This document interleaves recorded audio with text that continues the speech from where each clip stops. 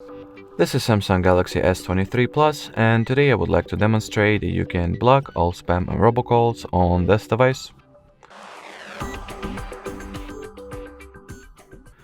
So to begin with, you will need to launch the default phone dialer app.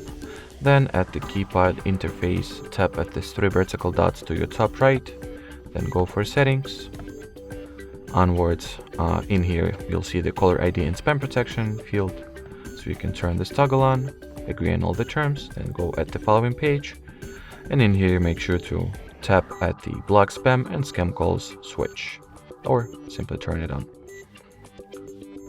In here you can also set it up even further by choosing one of the two options you have, which one will, the first one will block all spam and scam calls, and the second one will only block the high risk ones. Alrighty, so that will be it for this video. Thanks for watching, thanks for your attention, and bye bye.